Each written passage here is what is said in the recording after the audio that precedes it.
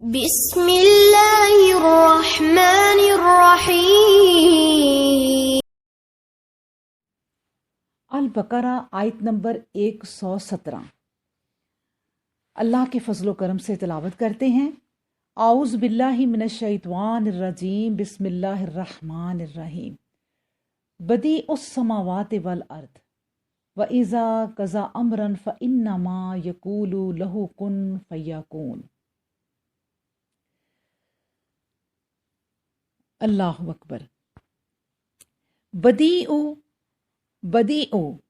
ایجاد کرنے والا، السماواتی والارض آسمانوں اور زمین کا، وَإِذَا اور جب، قضا فیصلہ کرتا ہے، امرن کسی کام کا، فَإِنَّمَا تو بے شک، یقول وہ کہتا ہے، لہو اس کے لیے، کن ہو جا، فیکون تو وہ ہو جاتا ہے۔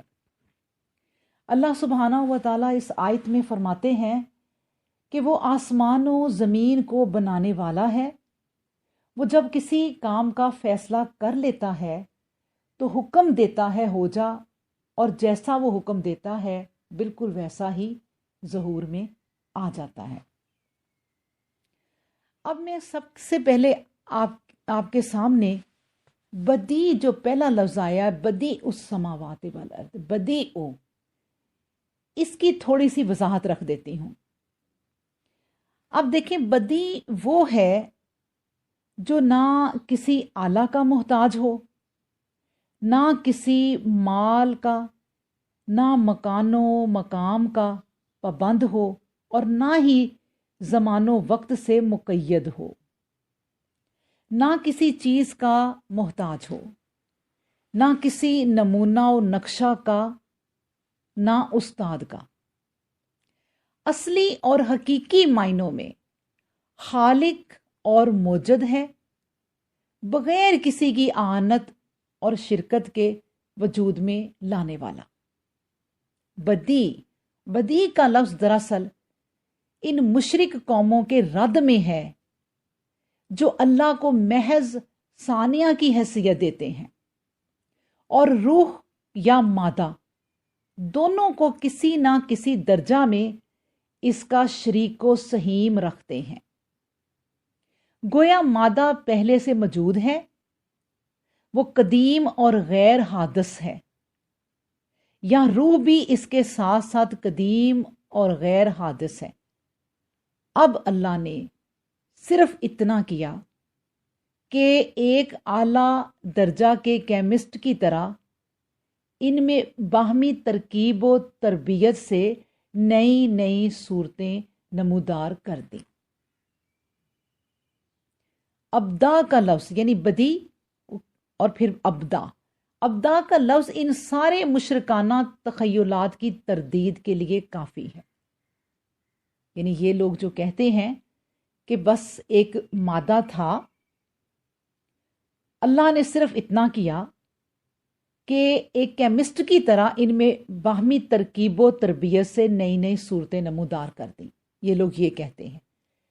اس آیت میں بدیع السماوات والارض، بدیع کا لفظ جو ہے اس نے مشرکانہ تخیلات کی تردید کے لیے یہ لفظ اللہ سبحانہ و تعالیٰ کے لیے نے جو لکھا ہے یہ کافی ہے۔ تقدیم ذاتی کے علاوہ تقدیم زمانی بھی تمام صفات کمال کی طرح اس کی ذات کے لیے ثابت ہے۔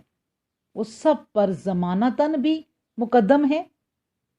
ایک زمانہ تھا کہ صرف وہ تھا اور کچھ بھی نہیں تھا، اور یقیناً وہ وقت بھی آنے والا ہے کہ صرف وہی ہوگا اور کچھ بھی نہیں ہوگا۔ تو بس اس آیت سے ہمیں پتہ چلتا ہے کہ ہر چیز جو ہے وہ اس کی اطاعت گزار ہے، اس کی غلامی کا اقرار کیے ہوئے ہے اور اس کے لیے مخلص ہے۔ اس کی سرکار میں قیامت کے روز دست بستہ کھڑی ہونے والی اور دنیا میں بھی عبادت گزار ہے، جس کو وہ کہے یوں ہو جا یا اس طرح بن جا، فوراً وہ اسی طرح بن جاتی ہے۔ وَإِذَا قَضَىٰ أَمْرًا فَإِنَّمَا يَقُولُ لَهُ كُن فَيَكُونُ۔ اسی طرح ہر ایک اس کے سامنے پست و مطیع ہے، کفار نہ چاہتے ہوئے بھی اس کے مطیع ہیں۔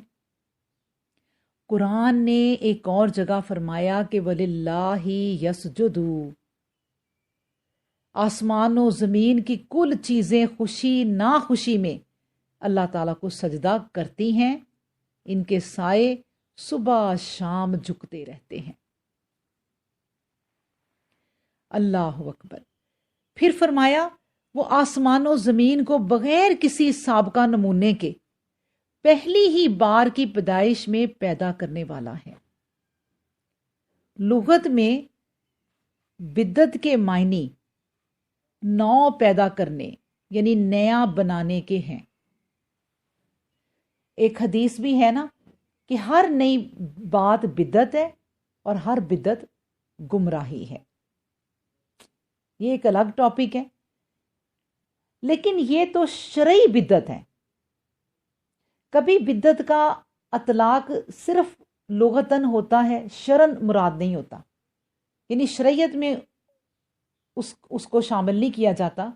جیسے حضرت عمر رضی اللہ عنہ نے لوگوں کو نماز تراویح پر جمع کیا اور پھر اسے اسی طرح جاری دیکھ کر فرمایا تھا اچھی بدعت ہے، بدعت حسنہ۔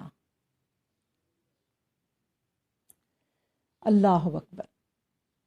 اچھا، بدی سے مبدع بھی ہے لفظ، اس کے معنی بھی انشاء اور نو پید کرنے والے کے ہیں، نیا پیدا کرنے والا، بغیر مثال، بغیر نمونہ، بغیر پہلی پیدائش کے پیدا کرنے والے۔ بدعتی کو اس لیے بدعتی کہا جاتا ہے کہ وہ بھی اللہ کے دین میں وہ کام یا وہ طریقہ ایجاد کرتا ہے جو اس سے پہلے شریعت میں نہ ہو۔ یعنی جس طرح اللہ بدیع السماوات والارض، اس طرح کوئی شخص کوئی نئی چیز پیدا کر دے شریعت کے لحاظ سے، شریعت میں، تو پھر اس نئی بات یا نئی چیز پیدا کرنے والے کو بدعتی کہتے ہیں۔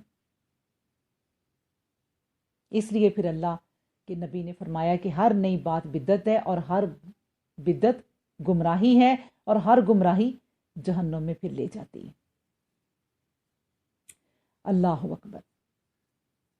مطلب یہ ہوا کہ اللہ تعالیٰ اولاد سے پاک ہے، وہ آسمان و زمین کی تمام چیزوں کا مالک ہے، ہر چیز اس کی وحدانیت کی دلیل ہے، ہر چیز اس کی اطاعت گزاری کا اقرار کرتی ہے، سب کا پیدا کرنے والا، بنانے والا، موجود کرنے والا، بغیر اصل اور مثال کے انہیں وجود میں لانے والا ایک وہی رب العالمین ہے۔ اس کی گواہی ہر چیز دیتی ہے، خود مسیح علیہ السلام بھی اس کے گواہ اور بیان کرنے والے ہیں۔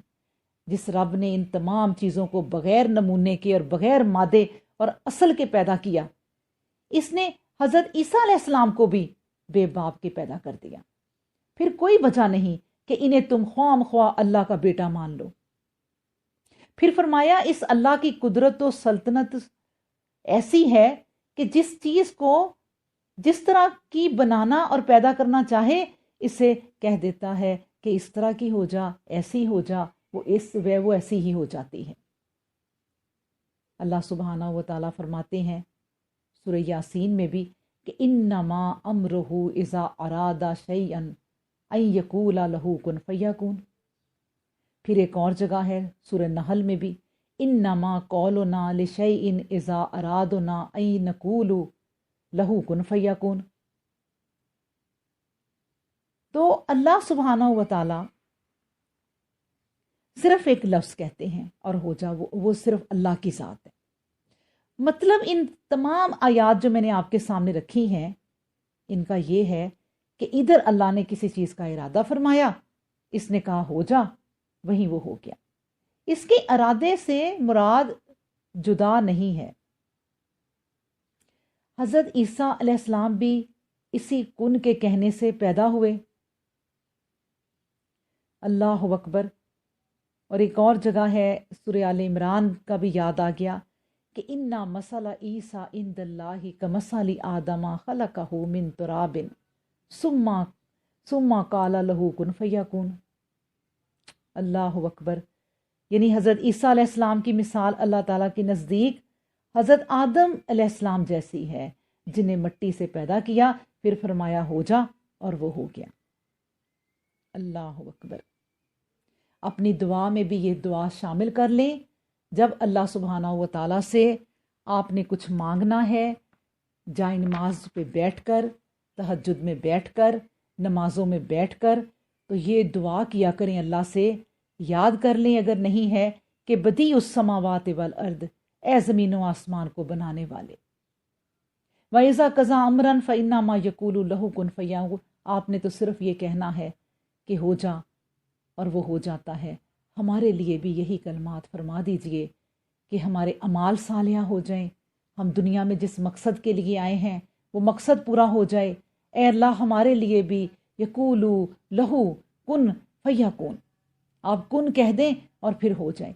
اس دعا کو، اس آیت کو پکڑ لیں اور اس کو اچھی طرح پکڑ لیں، مضبوطی سے پکڑ لیں اپنی دعاؤں میں، انشاءاللہ تعالی اللہ تمام دعائیں قبول فرمائے گا۔